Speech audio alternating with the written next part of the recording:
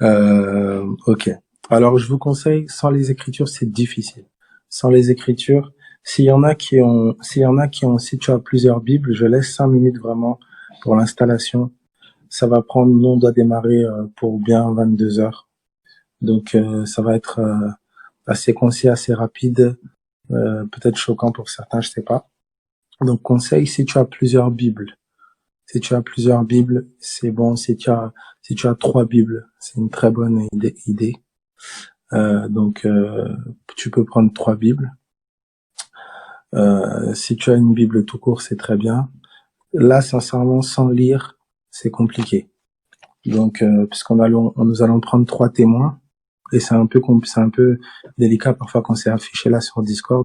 Pas forcément évident, mais ça va être affiché de toute façon. Bon, après, tu sauras te débrouiller. J'aurai pas le temps de répondre aux questions, etc. Donc, c'est pour ça que je veux vraiment que ce soit tout doux, voilà, comme voilà, quelque chose de vraiment, voilà. Bref, on va prendre 3 témoins. On va prendre Marc, on va prendre Luc et on va prendre Matthieu. Alors pourquoi je recommandais 3 Bibles? Pour qu'on puisse lire en fait en parallèle les 3.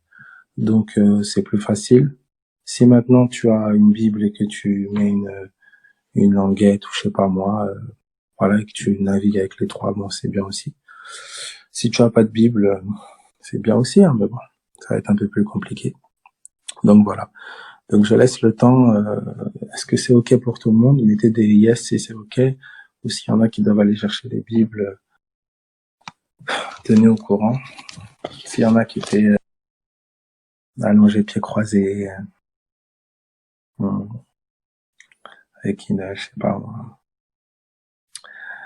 Oui, parole vivante, ouais, ça peut le faire aussi. Voilà, vous avez une Bible, voilà, sur l'ordi et puis un papier à côté. Bref, je laisse le temps. Prenez vraiment, voilà, ça va être concis, mais bref, ok. Est-ce que c'est ok pour tout le monde?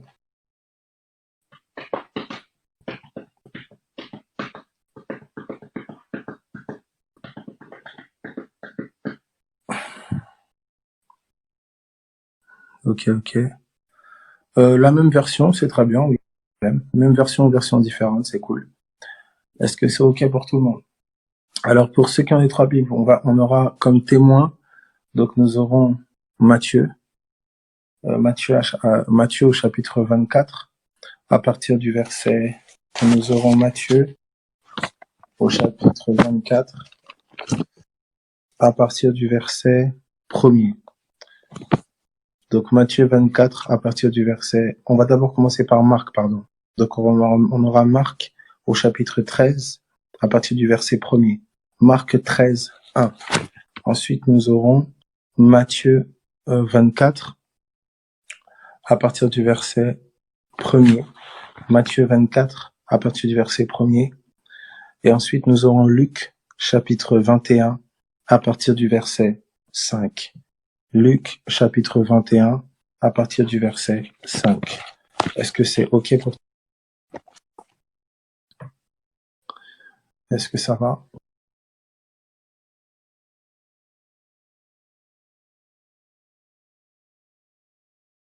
Ok. Alors, on y va. Donc, je commence par Marc.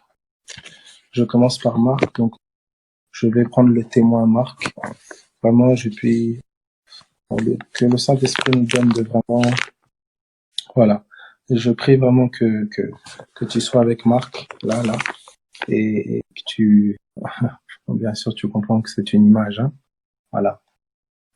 Attention, on risque de commencer à dire que le frère demande de prier les saints. Je n'ai pas dit ça, hein. Gloire à Dieu, que Dieu nous aide. Donc voilà, c'est une image. Ok? C'est le Saint-Esprit qui a parlé au travers de Marc. On parle pas avec Marc. Voilà. Gloire à Dieu. Donc, dans Marc chapitre 13, à partir du verset 1er. Alors, j'ai pris les 3 témoins. J'ai pris Marc, j'ai pris Matthieu et j'ai pris Luc, qui sont en train de nous relater le même événement. Marc, Matthieu et Luc nous relatent le même événement. Donc, dans Marc chapitre 13, à partir du verset 1er, lorsque Jésus sortit du temple, un de ses disciples lui dit, « Maître, regarde quelle pierre et quelle construction. » Ça, c'est Marc 13, verset 1er. Il faut vraiment aller verset par verset, frère. Voilà, il faut pas mettre trop de tartines là parce que ça va être compliqué sinon. Mes amis, il faut vraiment aller étape par étape parce que pour certains, ça va vous choquer. Donc, voilà. Il vaut mieux que tu sois choqué étape par étape. Voilà. Donc, Marc chapitre 13 à partir du verset 1er. Donc ça, c'est Marc 13, 1.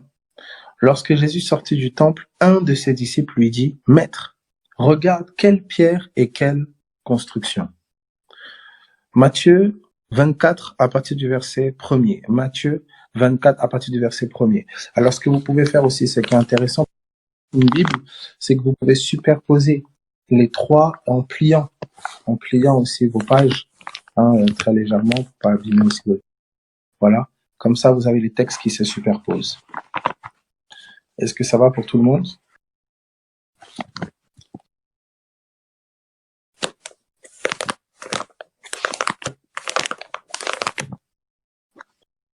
Voilà. Pour ceux qui...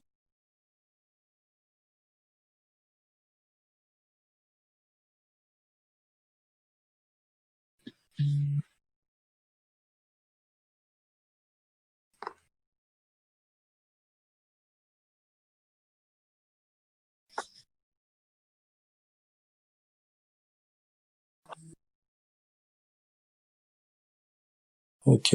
Est-ce que c'est bon pour tout le monde?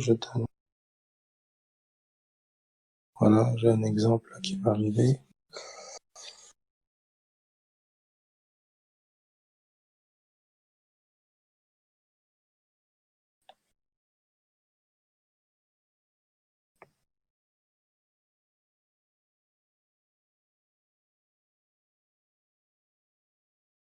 Est-ce qu'on m'entend bien?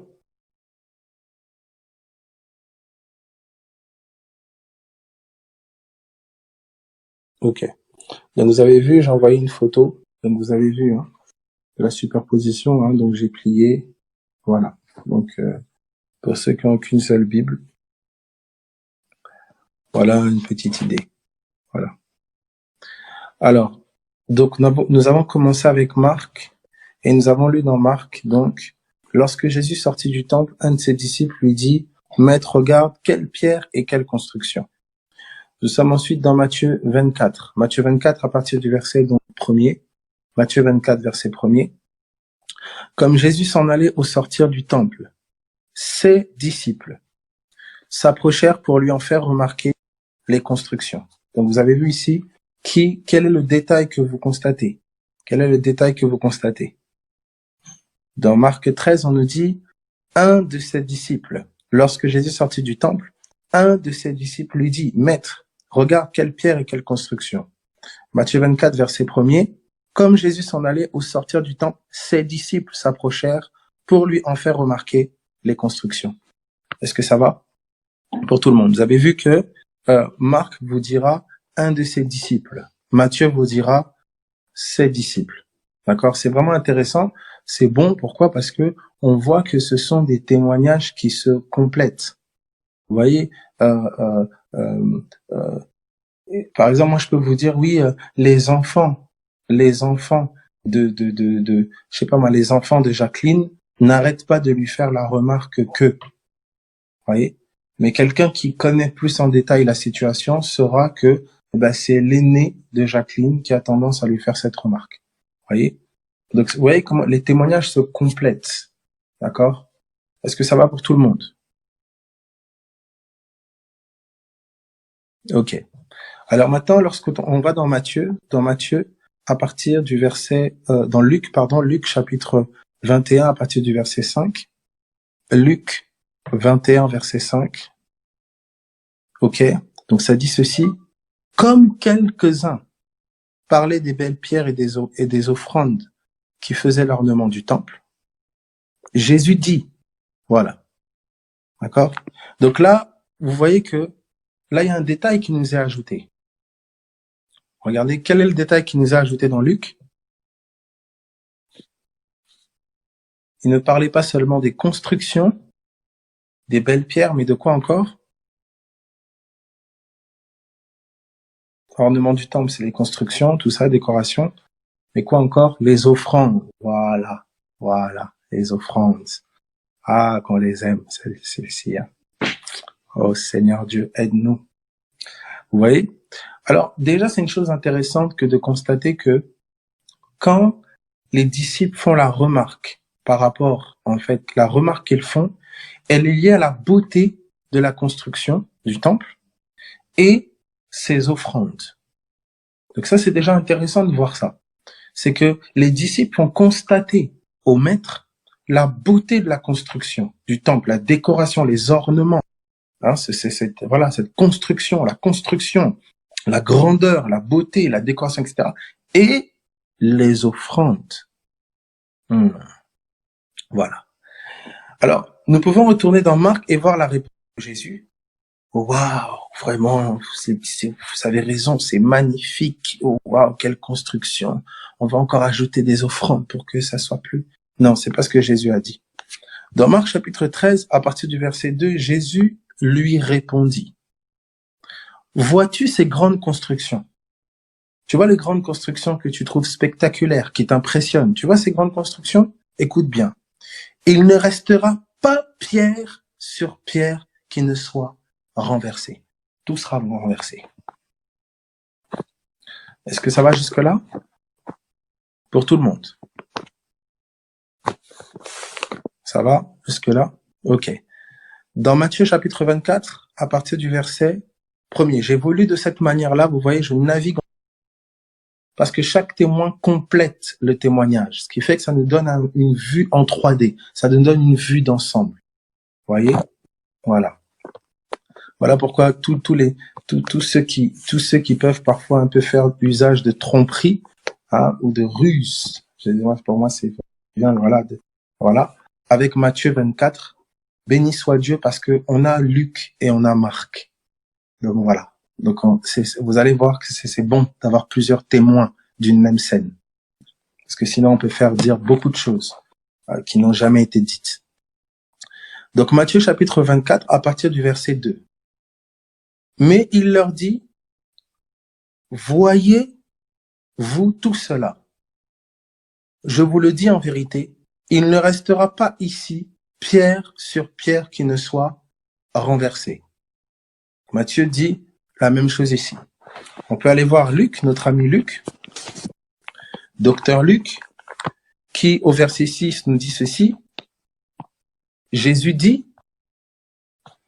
les jours viendront où, de ce que vous voyez, il ne restera pas pierre sur pierre qui ne soit renversée.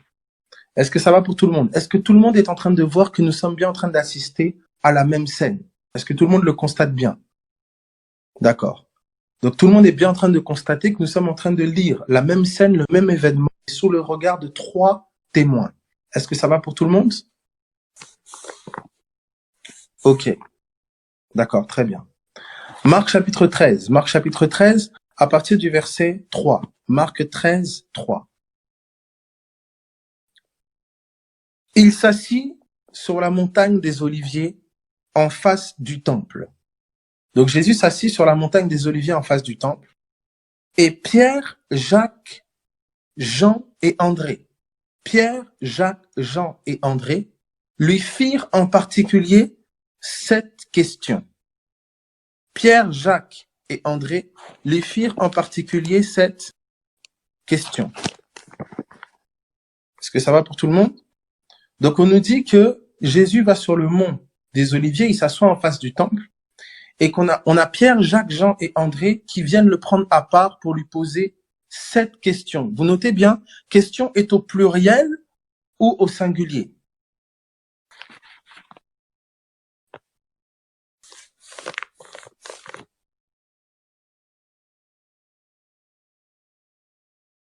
Singulier, pluriel? Bon, il y en a si.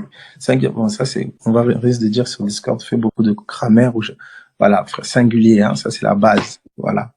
Les bacheliers, vous qui êtes en période là. Voilà. Que Dieu soit béni. Ça c'est singulier. Donc, en d'autres termes, il y a combien de questions?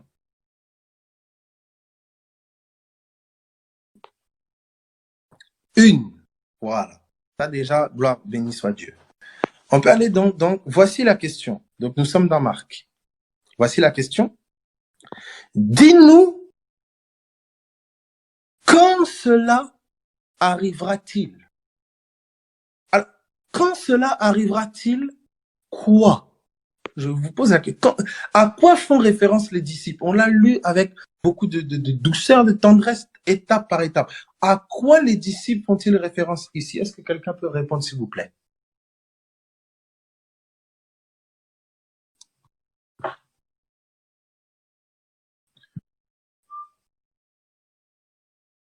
Là, on ne sait pas, ok? Voilà, certains disent on ne sait pas. Bien sûr, bien sûr. La destruction du temple, bien sûr. Jésus vient de leur dire, juste au verset, il vient de leur dire au verset 2, vous voyez ce temple-là, cet édifice-là, pierre sur pierre qui sera renversé. Clair. Donc, suite à cette réflexion-là du maître, les disciples prennent à part et lui posent cette question, mais maître, il lui pose bien 7 questions. Il n'y en a pas plusieurs, il y en a une seule. Quand cela arrivera-t-il et à quel signe connaîtra-t-on que ces choses vont s'accomplir? Il y a combien de points d'interrogation?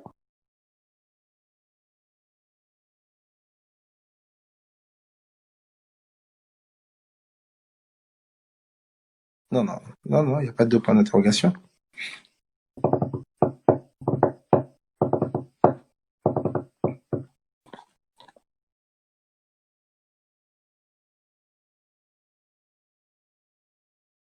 Est-ce que ça va? Si, si, regardez. C'est le verset, vous êtes au verset 4. Vous êtes au verset 4. Il y a combien de questions? Voilà. Donc, il y a combien de points d'interrogation? Voilà, voilà. Gloire à Dieu. Voilà. Alors, que se passe-t-il? Dis-nous quand cela arrivera-t-il et à quel signe connaîtra-t-on que toutes ces choses vont s'accomplir? C'est une seule question. Est-ce que ça va pour tout le monde jusque-là?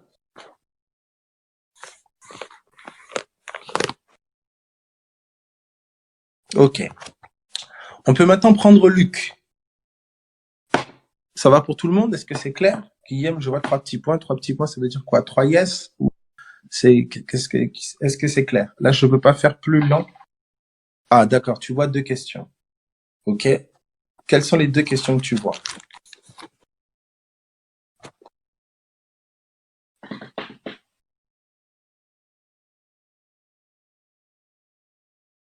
Ok. Est-ce que ça, c'est une question ou ça complète la question, ça enrichit la question? Si je te dis, par exemple, quand est-ce que tu auras ton diplôme et que tu pourras travailler? Il y a combien de questions?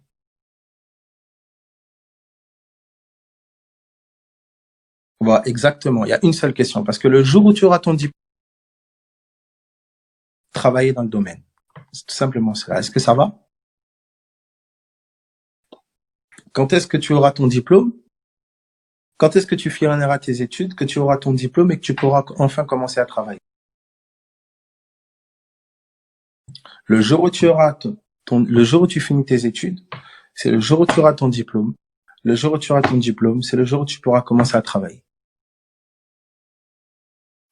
Est-ce que ça va? Est-ce que ça va pour tout le monde?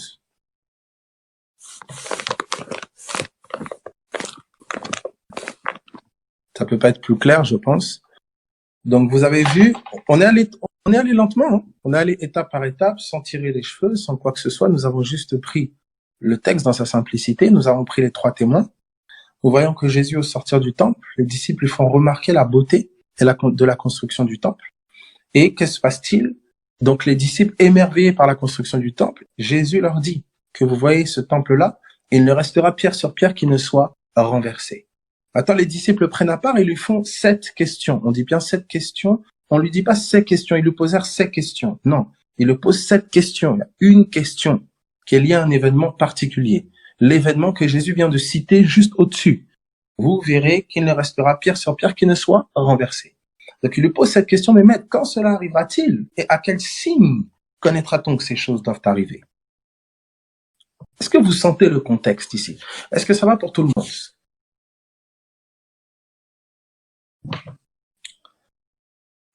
Ça peut pas être plus clair, je crois. Voilà. Alors, dans Luc ici, on peut prendre Luc, on va voir notre témoin Luc. Luc, à partir du verset 7. Luc 21, 7. Ils lui demandèrent, maître, quand donc cela arrivera-t-il? Et à quel signe connaîtra-t-on que ces choses vont arriver? Voilà. Donc là, nous sommes dans Marc et nous sommes dans Luc. Maintenant, nous allons voir notre troisième témoin, Matthieu. Ok. Est-ce que ça va pour tout le monde? Je n'ai rien dit. Il ne faut pas me faire dire ce que je n'ai pas dit. Nous lisons simplement. Matthieu chapitre 24, à partir du verset 3. Matthieu 24, 3. Il s'assit sur le mont des Oliviers. Et les disciples vinrent en particulier lui poser 7 questions. 7 questions. Passez 7. Dis-nous, quand cela arrivera-t-il? Et quel sera le signe de ton avènement et de la fin du monde? Je répète. Quand cela arrivera-t-il? Et quel sera le signe de ton avènement, donc de l'entrée dans ton règne, et de la fin du monde? Est-ce que ça va jusque-là pour tout le monde? Ok. Ok. Donc jusque-là, hein, voilà. Donc on a lu les 3 témoins. On a lu les 3 témoins. Ok. On peut ensemble poursuivre. Donc on va poursuivre ensemble. Est-ce que ça va pour tout le monde jusque-là?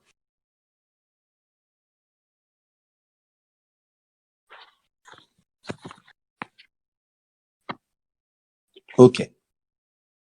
Donc on peut continuer donc rapidement. À partir du verset, donc on peut aller maintenant au verset 4 de Matthieu. Matthieu 24. Matthieu 24 à partir du verset 4. Voilà. Donc vous avez vu déjà, hein, j'interpelle déjà. Là déjà, je sais que certains sont interpellés. Parce que quand vous lisez Marc et Luc, vous remarquez chez Matthieu que Matthieu approfondit la question. Mais on sait que les 3 font référence à la même chose. Est-ce que jusque-là, c'est clair pour tout le monde? De toute façon, je pense que ça peut être clair, c'est logique. Alors, on peut pousser ensemble maintenant. Regardez au verset 4 de Matthieu 24.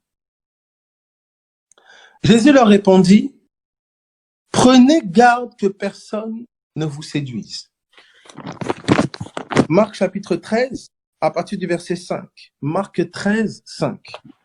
Je vais étape par étape pour bien montrer le témoignage des 3 témoins, la complémentarité des témoins. D'accord? Ok. Verset 5, Marc 13, 5. Jésus se mit alors à leur dire, prenez garde que personne ne vous séduise. Doucement, Karine, ma sœur, doucement. Tu vas déjà très loin, ma sœur. Doucement, ma sœur. Luc chapitre 21, à partir du verset 8. Luc 21 au verset 8. Jésus répondit, prenez garde que vous ne soyez séduits. Donc la première chose à laquelle le maître fait référence, donc dans les 3, juste après la question, c'est qu'il les met en garde face à la séduction. Les 3 témoins relèvent la même chose. Écoutez, quand les trois témoins relèvent avec exactitude la même chose, c'est l'importance de la chose. Les trois ont assisté à la scène. Et ils relèvent cela. Le Saint-Esprit vraiment relève cela à travers eux. Première chose qu'il fait quand il parle, il touche à ça, il dit premièrement, faites attention à la séduction. Et nous savons à qui nous faisons face lorsque nous sommes face à la séduction et la ruse. On sait à qui on fait face. Première chose. Il dit la question là, de cette fin ici là, de destruction, tout ça là, de cette fin. Première chose, attention à la séduction. Il continue, il dit ceci. Il arrive donc au verset 5. Car plusieurs viendront sous mon nom, disant c'est moi qui suis le Christ, et ils séduiront beaucoup de gens. Ils séduiront beaucoup de gens. Nous sommes dans Matthieu 24, 5. Marc 13, à partir du verset 6. Car plusieurs viendront sous mon nom, disant c'est moi, et ils séduiront beaucoup de gens. Luc, chapitre 21, à partir du verset, la suite, verset 8. Car plusieurs viendront en mon nom disant c'est moi, et le temps approche. Ne les suivez pas. Donc Matthieu et Marc relèvent que beaucoup de gens seront séduits. Quand le maître dit beaucoup, c'est que c'est très sérieux. Il dit beaucoup de gens seront séduits, donc il est en train de parler ici, il dit beaucoup de gens seront séduits. Et ce que Luc relève ici, il dit, ce que Luc est en train de relever, là nous n'allons pas, pour l'instant nous n'allons pas loin. Jésus est en train de s'adresser à ses disciples. Dans ce temps-là, là il est en train de parler à Pierre, à Jacques, puisqu'on le voit. Si on pose la question à qui il parle, Jésus lui répondit, c'est Matthieu, je pense, c'est Pierre, Jacques, Jean et André. Voilà. C'est eux qui ont posé la question, Jésus est en train de leur répondre. Ça va jusque-là? Simple, on fait simple. Est-ce que ça va? Pour tout le monde? Ok. Donc Jésus relève la séduction, prudence. Jésus relève que beaucoup vont être séduits, il est en train de leur parler. Donc Jésus continue, on peut continuer avec Matthieu 24. Matthieu 24, à partir du verset 6. Il dit, vous entendrez parler de guerre et de bruit de guerre, gardez-vous d'être troublés, car il faut que ces choses arrivent. Mais ce ne sera pas encore la fin. Ce ne sera pas encore la fin. Quand il parle de la fin ici, bien sûr, il fait référence à la fin dont il a parlé juste au-dessus, donc au verset 3. La question, le signe de ton avènement est de la fin du monde. Voilà, la fin. Donc il dit avant la fin ici, avant toutes ces choses, il dit, voilà, vous allez entendre parler de guerre, de bruit de guerre, etc. Il dit, mais il faut que ces choses arrivent, mais ce ne sera pas encore la fin. Ce ne sera pas encore la fin. Est-ce que ça va jusque-là pour tout le monde?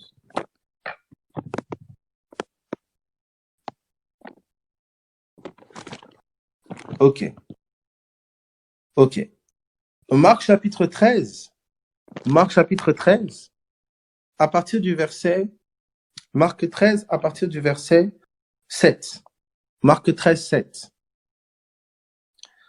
Quand vous entendrez parler de guerre et de bruit de guerre, ne soyez pas troublés, car il faut que ces choses arrivent, mais ce ne sera pas encore la fin. Luc chapitre 21, à partir du verset 9. Luc 21, 9. Quand vous entendrez parler de guerre et de soulèvement, ne soyez pas effrayés, car il faut que ces choses arrivent premièrement, mais ce ne sera pas encore la fin. Jusque-là, est-ce que ça va pour tout le monde?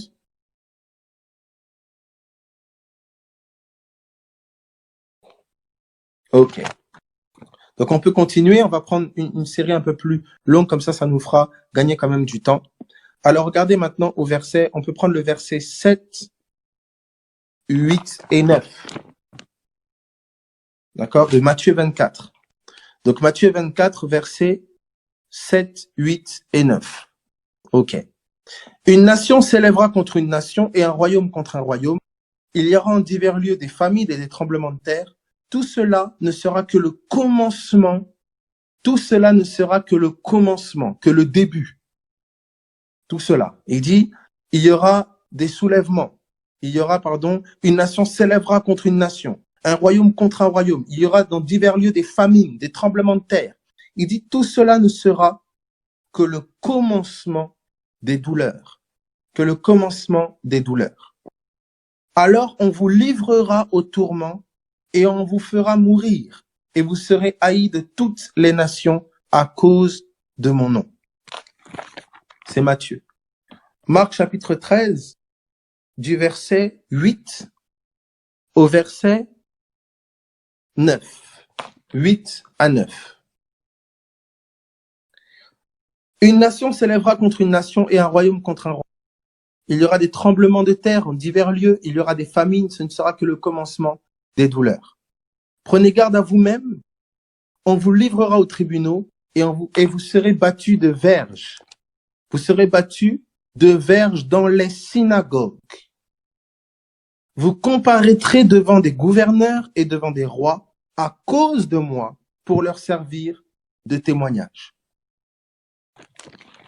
Luc chapitre 21, du verset 10 au verset 12.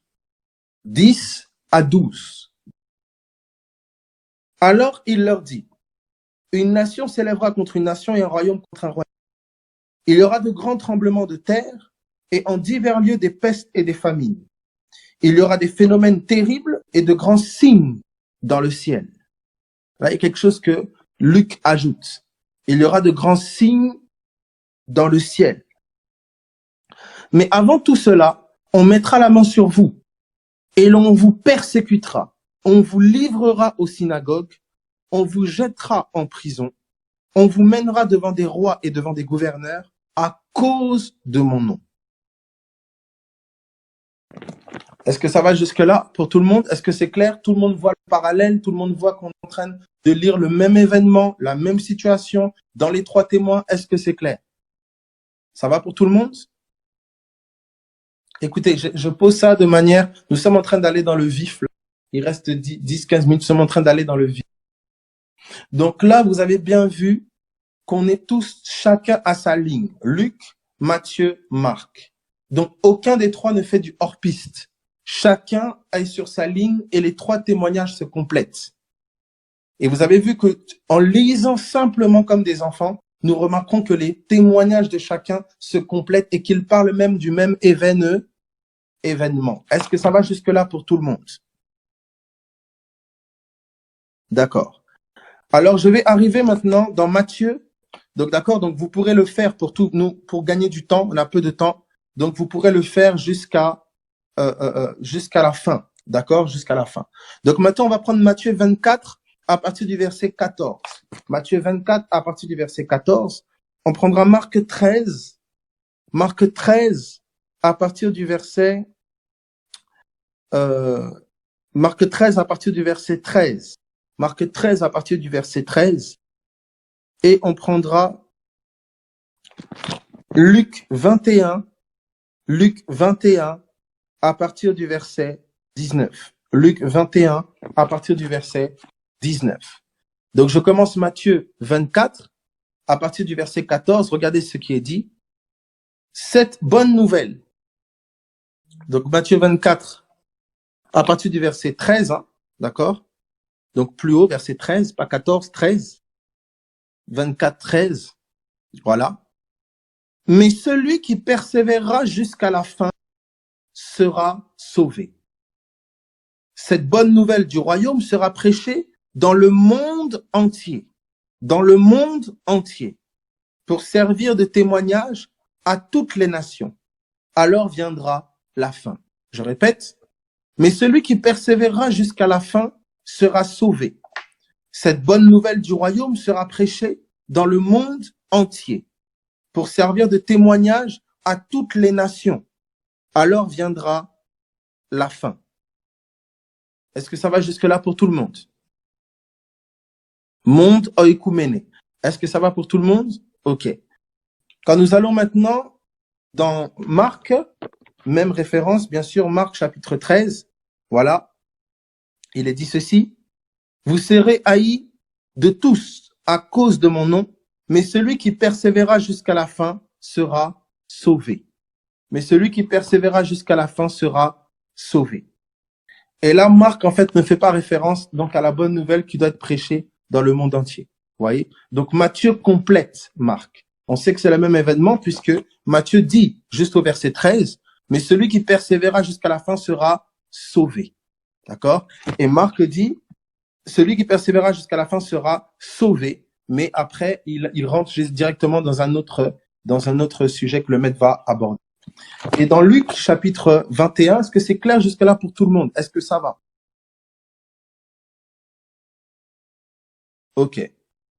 Luc 21, donc, à partir du verset 19, par votre persévérance, vous sauverez vos âmes. Vous voyez, Luc le dit encore d'une manière différente.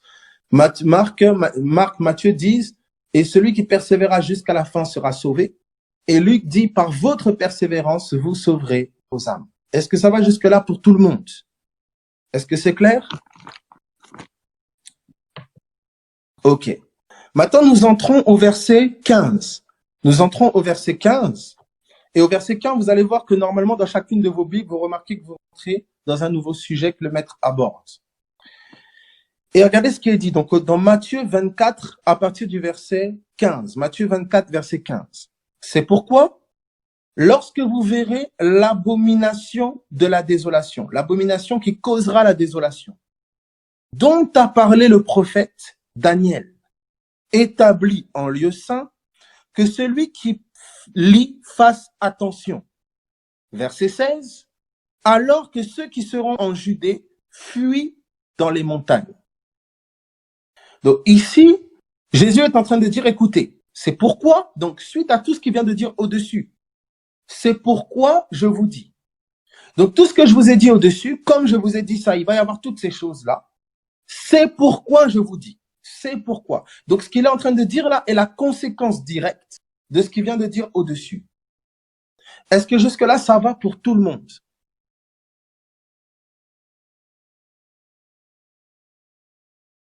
Ok. C'est pourquoi lorsque vous verrez l'abomination de la désolation, donc l'abomination qui causera la désolation, dont a parlé le prophète Daniel. Donc le prophète Daniel a parlé d'une abomination qui allait causer la désolation, établie en lieu saint. Que celui qui lit fasse attention. Que celui qui lit, toi qui n'aimes pas la lecture, écoute, tu dois lire la prophétie. Voilà. Que celui qui lit fasse attention. Alors que ceux qui seront en Judée fuient dans les montagnes. Ça veut dire que lorsque vous verrez ce dont Daniel a parlé, l'abomination dont Daniel a parlé, recommandation du maître, que ceux qui seront en Judée fuient dans les montagnes. Là, ça commence à devenir très particulier, puisque tu n'es pas en Judée. Voilà, une petite parenthèse rapidement. Donc là, il est en train de parler à des personnes.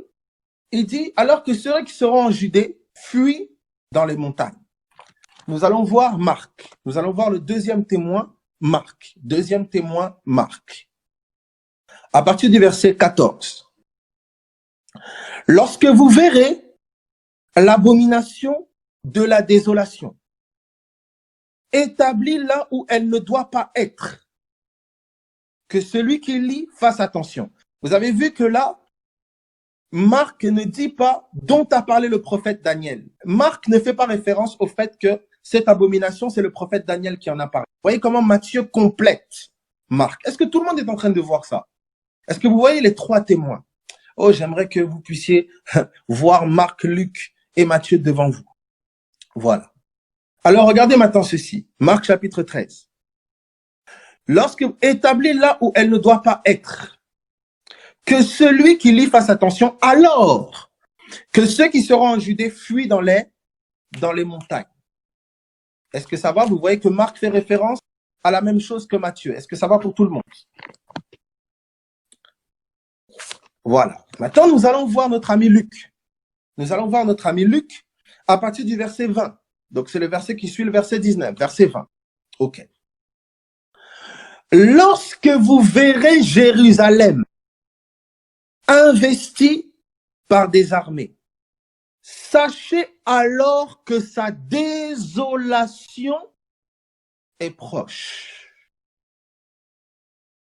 Alors que ceux qui seront en Judée fuient dans les montagnes.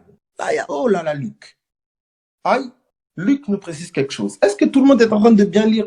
On lit tous la même chose, hein, s'il vous plaît. Il n'y a pas de Bible trafiquée. On lit tous la même chose. Quand je suis en train de lire Matthieu, Matthieu me dit qu'il y a une abomination qui va causer la désolation. Et le prophète Daniel en a parlé. Il dit, quand vous verrez ça, quand vous verrez l'abomination qui va causer la désolation établie en lieu saint, que ceux qui sont en Judée fuient dans les montagnes. Ensuite, on va chez Marc. Marc dit, écoutez, quand vous verrez l'abomination établie là où elle ne doit pas être, l'abomination qui va causer la désolation, établie là où elle ne doit pas être, alors que ceux qui seront en Judée fuient dans les montagnes. Alors là, je peux commencer à faire des théories terribles. Mais quand je vais voir le troisième témoin, Luc, oh, Rekacha, je crois, je rends grâce au Seigneur, merci pour Luc. Merci pour Luc. Luc dit, quand vous verrez Jérusalem investie par des armées, sachez alors que sa désolation est proche. Ça veut dire que là où Matthieu et Marc ne nous ont pas précisé l'abomination, béni soit Dieu pour Luc, parce que Luc nous révèle que ce qui allait causer la désolation, c'était déjà la désolation de Jérusalem. Et il nous précise encore que c'est des armées qui allaient investir la ville sainte. Est-ce que jusque-là, tout le monde est clair? Est-ce que, je ne sais pas si c'est limpide pour tout le monde lit bien. Est-ce que ça va pour tout le monde? C'est tellement clair puisque nous lisons les trois témoins. Voilà. Alors, nous pouvons retourner maintenant dans Matthieu. Retournons dans Matthieu. Et il dit ceci. Donc déjà, tu dois commencer à comprendre que on parle d'une désolation, on parle d'une abomination établie en lieu saint, on parle d'une désolation. Et Luc nous précise que quand vous verrez les armées investies Jérusalem, quand vous verrez Jérusalem, pardon, investie par les armées, il dit, sachez, attention, sa désolation est proche. Alors que ceux qui seront en Judée, et bien sûr, fuient, ne restez pas, fuyez. C'est ce qu'il est en train de dire à ses disciples. Matthieu nous en rend témoignage et Matthieu nous précise que Daniel nous en a parlé. Marc nous en rend témoignage et Luc détaille le témoignage. C'est extraordinaire qu'il y a les trois témoins. Oh Seigneur Dieu, merci pour tes témoins. Nous continuons à lire, ça dit ceci, que celui qui sera sur le toit, donc Matthieu 24 à partir du verset 17, que celui qui sera sur le toit ne descende pas pour prendre ce qui est dans sa maison.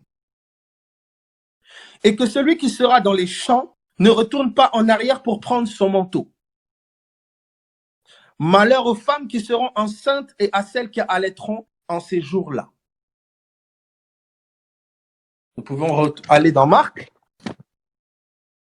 Donc, ayez le repère, malheur aux femmes qui seront enceintes et qui allaiteront en ces jours-là. Malheur aux femmes enceintes. Vraiment, voilà. Ça va jusque-là pour tout le monde. Nous sommes dans Marc. Marc dit ceci, nous sommes au verset 15. Que celui qui sera sur le toit ne descende pas et n'entre pas pour prendre quelque chose dans sa maison. Et que celui qui sera dans les champs ne retourne pas en arrière pour prendre son manteau. Malheur aux femmes qui seront enceintes et à celles qui allaiteront en ces jours-là. Donc on voit que Marc fait référence à la même chose. On peut aller maintenant chez Luc.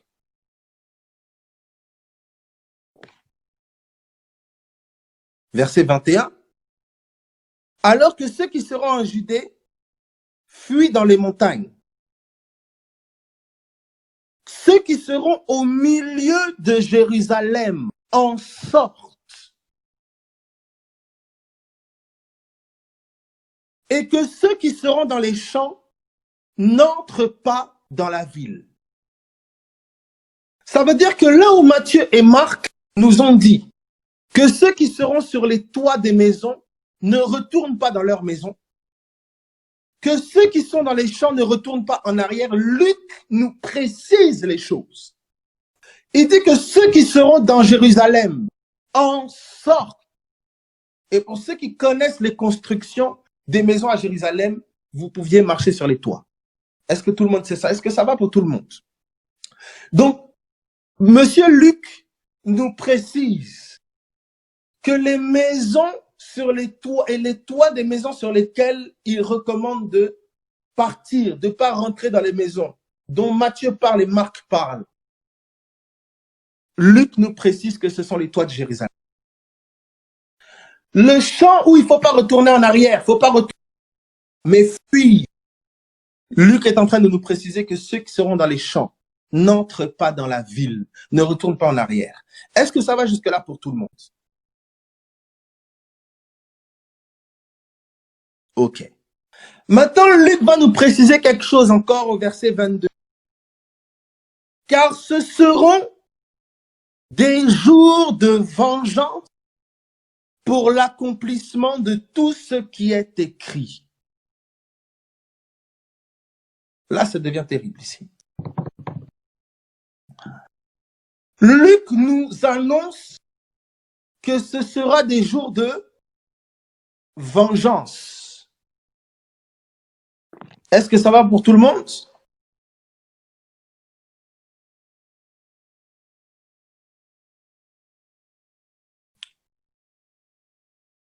Ok. Quelle vengeance, Abel? Quelle vengeance?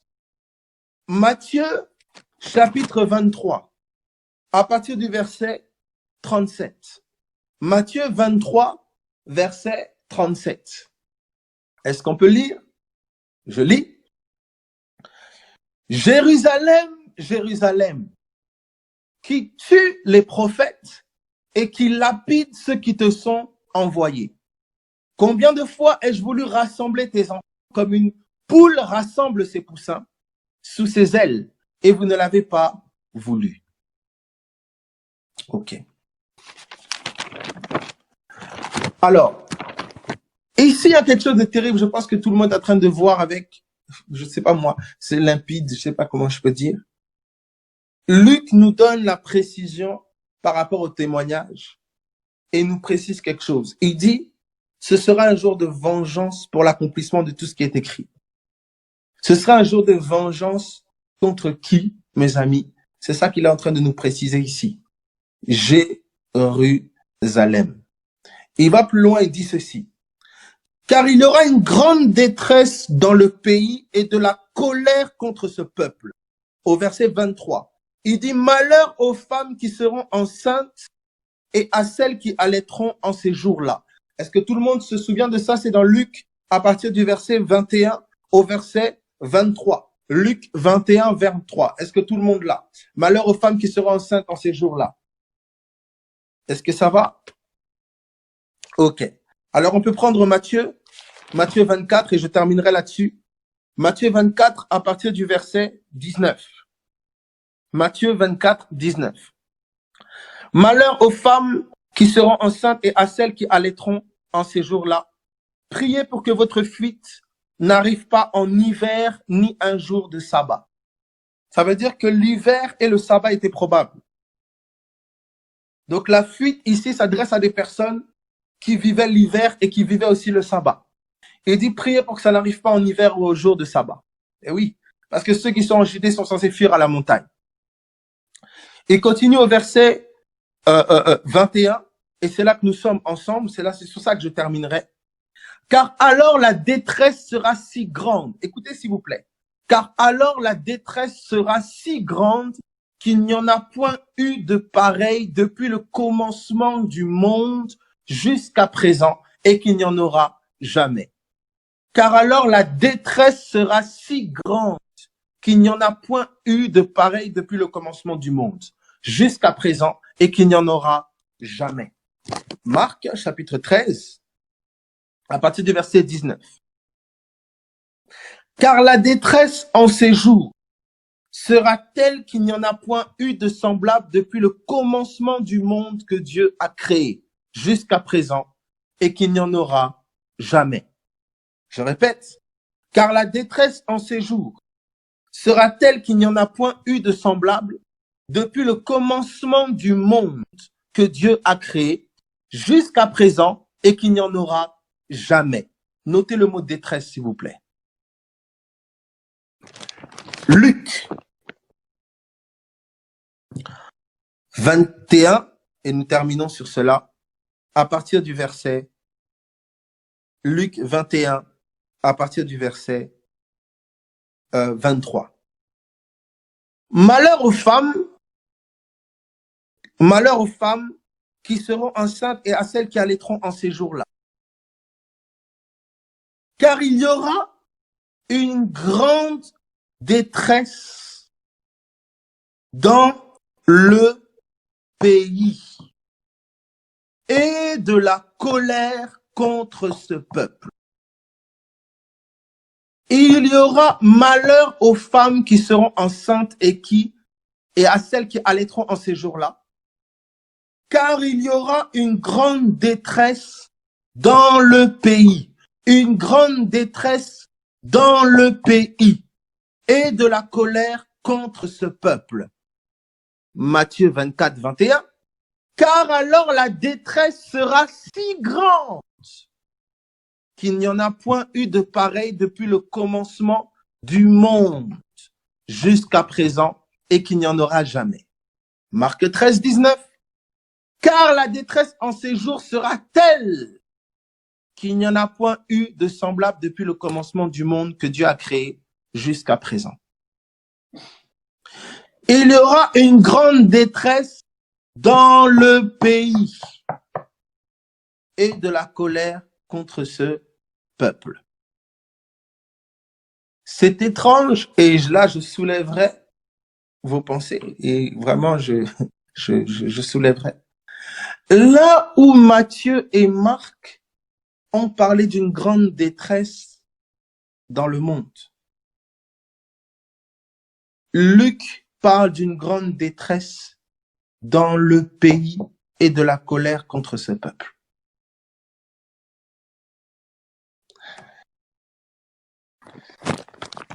Je finirai sur Jean chapitre 15, à partir du verset 18. Jean 15, 18.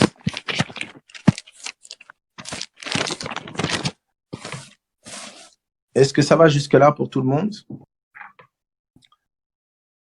Jean 15, 18.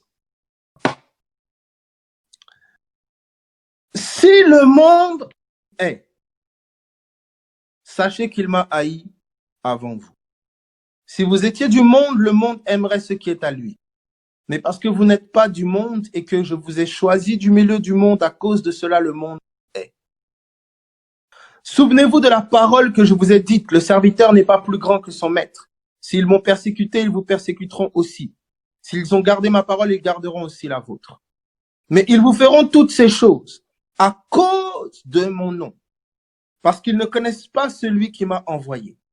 Si je n'étais pas venu et que je ne leur ai point parlé, ils n'auraient pas de péché, le monde. Mais maintenant, ils n'ont aucune excuse de leur péché. Celui qui me hait est aussi mon Père. Si je n'avais pas fait parmi eux, donc le monde, des œuvres que nul n'autre n'a faites, ils n'auraient pas de péché. Mais maintenant, ils les ont vus, le monde, et ils ont haï, et moi et mon Père, le monde. Mais cela est arrivé afin que s'accomplisse la parole qui est écrite dans leur loi. Leur loi. La loi de qui? Du monde. 2 points. Ils m'ont haï sans cause. Et ça, c'est les psaumes. Ça, c'est le premier texte que je prendrai. Et pour terminer, Matthieu chapitre 23. Matthieu chapitre 23. Ne me faites pas dire ce que j'ai pas dit, je ne fais que... Matthieu chapitre 23. C'est vrai que j'ai pas fait beaucoup de commentaires aujourd'hui, dis donc. Matthieu chapitre 23, évidemment.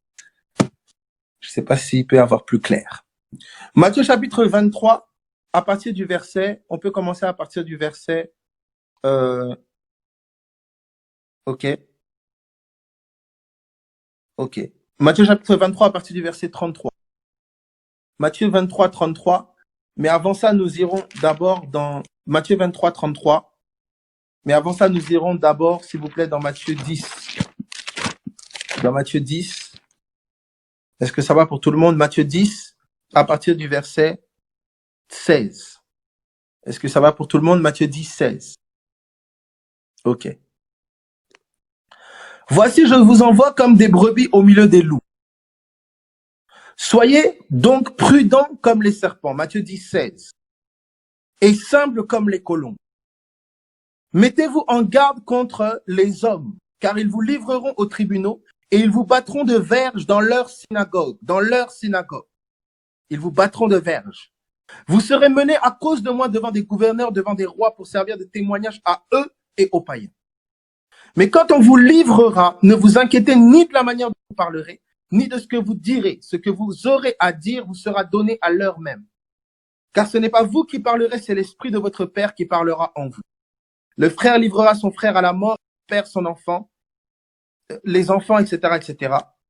Verset 22. Vous serez haïs de tous à cause de mon nom, mais celui qui persévérera jusqu'à la fin sera sauvé. Matthieu 10.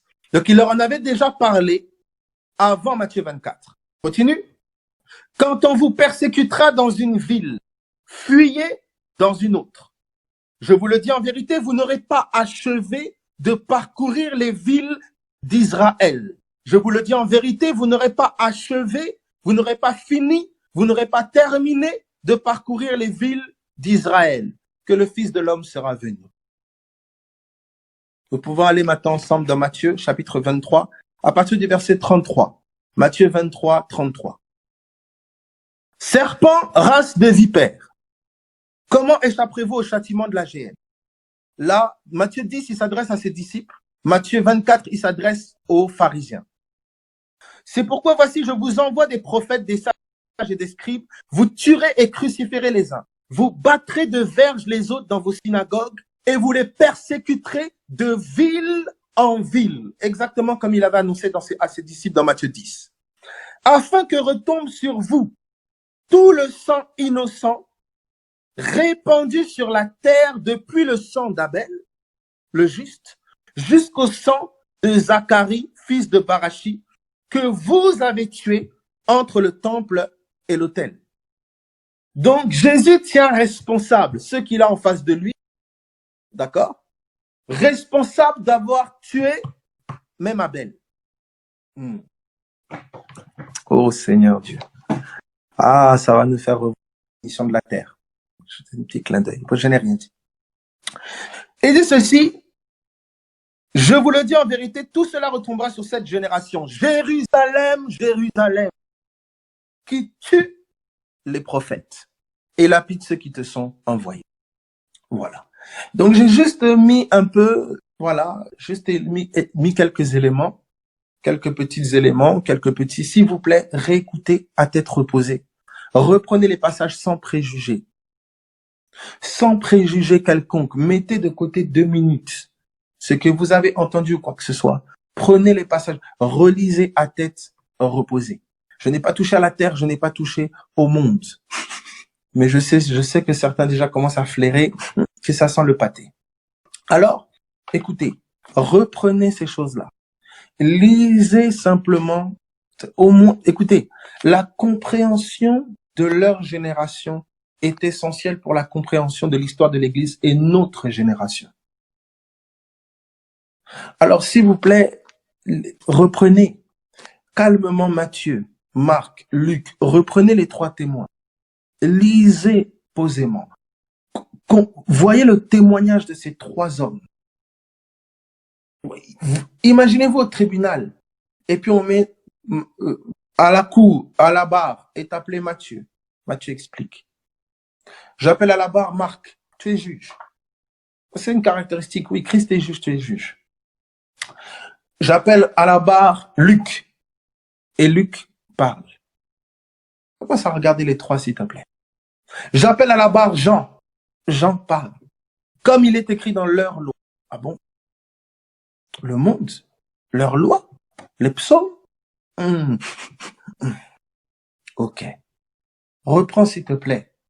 Je ne suis pas rentré dans Jacques. Je ne suis pas rentré dans les épîtres de Jean. Je ne suis pas rentré dans les actes des apôtres. Je ne suis pas rentré dans Colossiens. Mais je peux faire un clin d'œil quand même avec Colossiens. Non, il faut quand même. Colossiens chapitre 1, et je terminerai sur Colossiens chapitre 1. Colossiens, pour que ça élargisse peut-être ton entendement, et tu prendras chez toi la possibilité. Acte chapitre 2, à partir du verset 5, acte 2, 5. Toutes les nations qui sont sous le ciel. D'accord? Tu pourras prendre aussi. Colossiens chapitre 1, à partir du verset 23.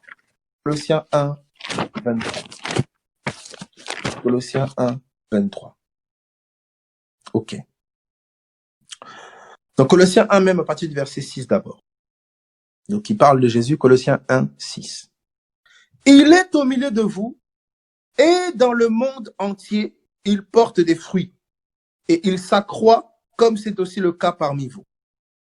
Il est au milieu de vous et dans le monde entier, il porte du fruit. Il parle de Christ. Nous sommes 2000 ans avant. Il dit dans le monde entier, il porte des fruits. Gloire à Dieu.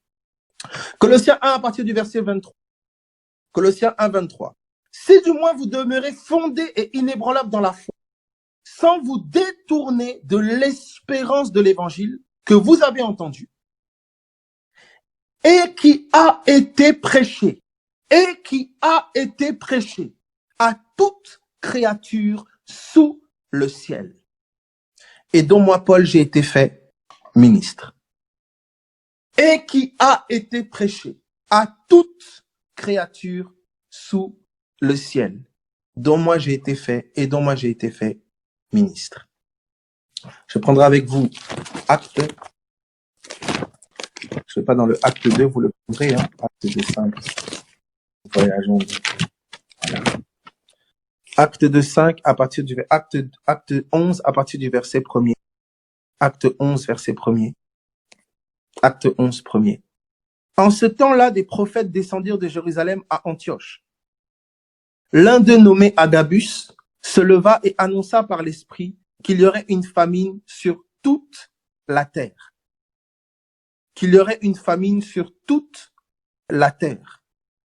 Elle arriva en effet sous Claude. Pour ceux qui connaissent un peu l'histoire, il faut aller vérifier Claude. Toute la terre. Je suis en train de toucher à des choses, hein. Monde, terre. Bref. Allez, soyez bénis, mes amis. Passez une bonne soirée. Je vous encourage. Soyez bénis. Voilà.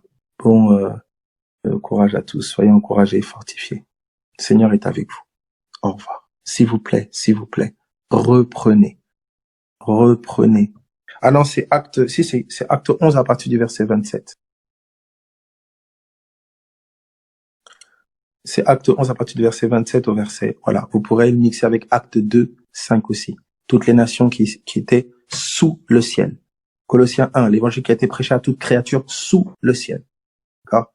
Ok, on est dans un cadre. Là, c'est, bref. S'il vous plaît, donc, et toutes les nations sont citées. Hein. Elles sont citées. Juste après. Ici, nous les entendons parler dans. Et on cite. Toutes les nations le citent. C'est acte 2. Donc, mes amis, voilà, petit clin d'œil. Donc, vraiment, soyez bénis, soyez encouragés, fortifiés. Relisez, s'il vous plaît. Relisez. Reprenez chacun des éléments, s'il vous plaît, relisez. Et laissez-vous juste transporter par l'esprit. Ce sera lundi. Comme ça laisse le temps, le week-end. Voilà. Donc, bon courage à vous, soyez fortifiés, encouragés. Priez pour nous, nous en. Donc, voilà. Allez, prenez courage, au revoir.